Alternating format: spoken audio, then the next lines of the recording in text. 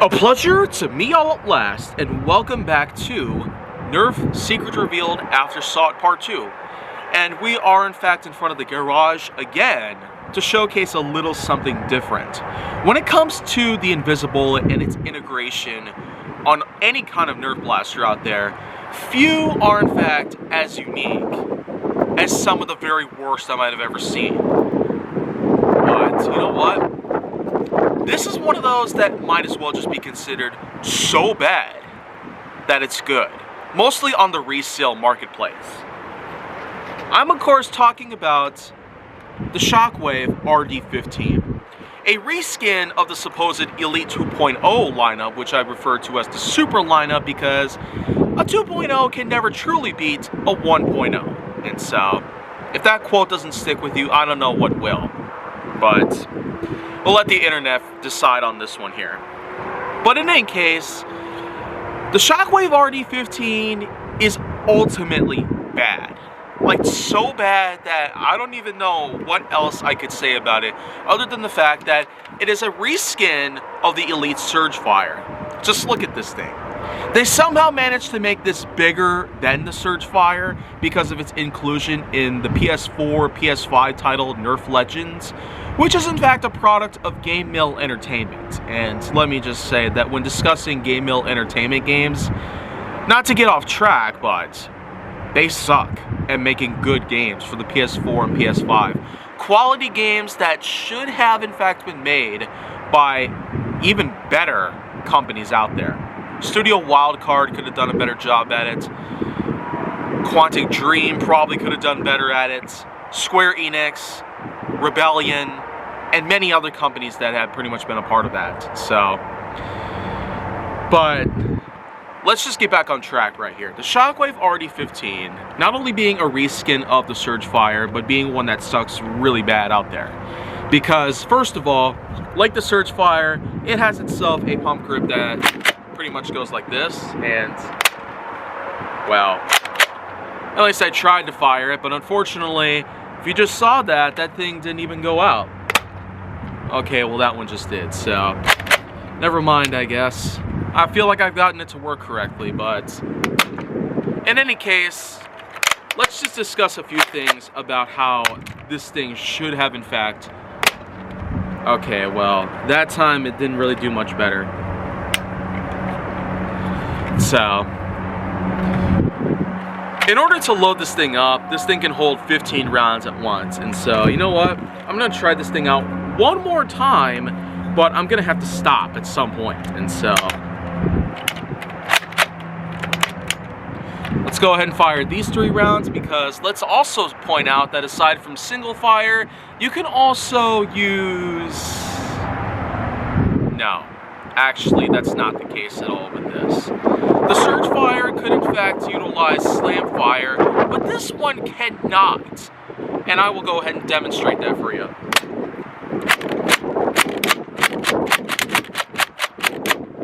Yeah. You can pretty much just see that none of the darts even fired out of the drum.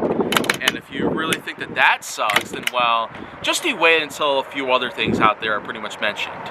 First of all, this also includes a plethora of things out there that other blasters have, like tactical rails, including 2 on the top, as well as 1 underneath the drum. So, yet another piece.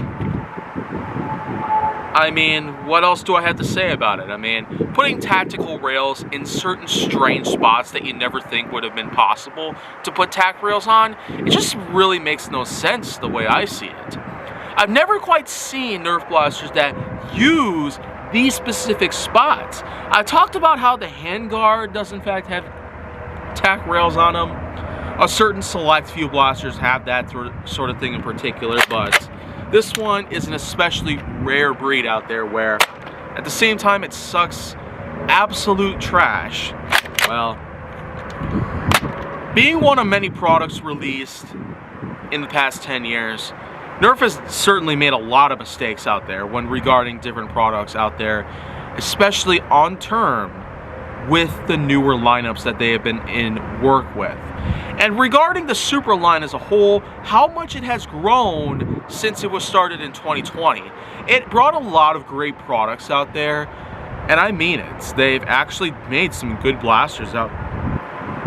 But the whole thing about this one in particular, it's just the fact that it's extremely faulty, does not at all perform well if you've seen my episode on this in Distance Gauge Part 1, pretty much, because I now have a second series based on Distance Gauge. So 2 seasons in total. I don't know if I might make a third at some point later on, but it's just a consideration. Down the line, I might worry about it, but at this point in time, the whole point of this is just the fact that the Shockwave RD15 has a large number of problems out there that it makes you wonder who even thought about the fan base surrounding Nerf and about the community that demands a lot of attention to detail. I guess we'll probably never know that for sure, but you know what? There's one other thing out there that I might as well try to see if I can save this thing from becoming a complete, total, utter failure. The Invisibullet. And so, here's one right here, and well, I'm gonna load up a couple of these holes. And well,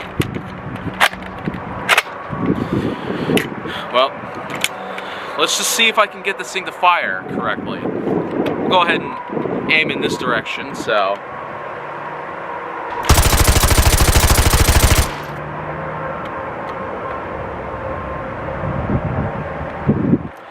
Well, you know what? Actually, this thing does pretty well regarding this sort of firing standpoint, and most importantly, regarding the kind of ammo I used.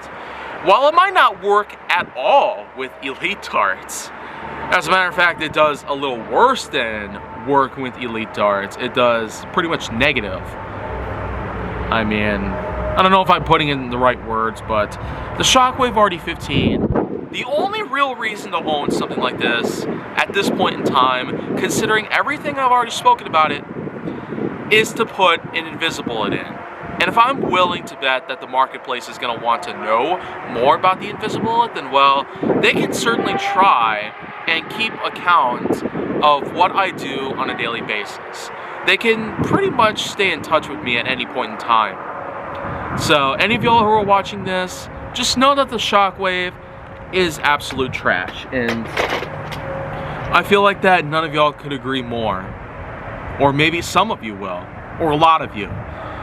You could probably talk about this in the comment section below or elsewhere, but if you want to see more go down on my channel, then make sure that you like, subscribe, comment, follow me on social media, and stay on the Hollywood side.